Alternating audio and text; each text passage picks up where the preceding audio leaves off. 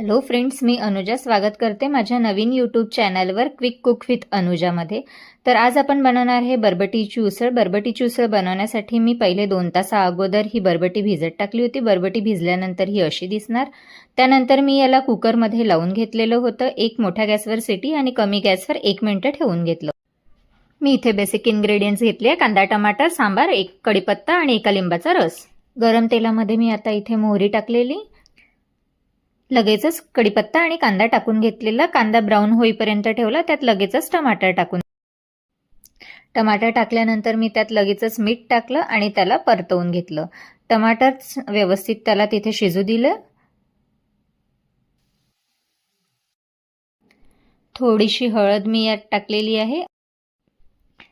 अर्धा चम्मच मी आता इथे तिखट टाकत आहे आणि त्याच्यातच थोडंसं धने पावडर सुद्धा टाकणार आहे। धने पावडरने धण्याची टेस्ट खूप छान अशी लागते।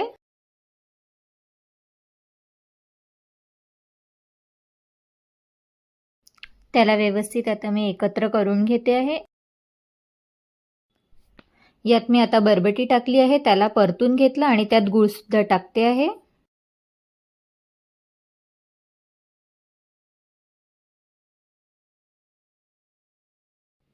आणि त्यातच लिंबाचा रस।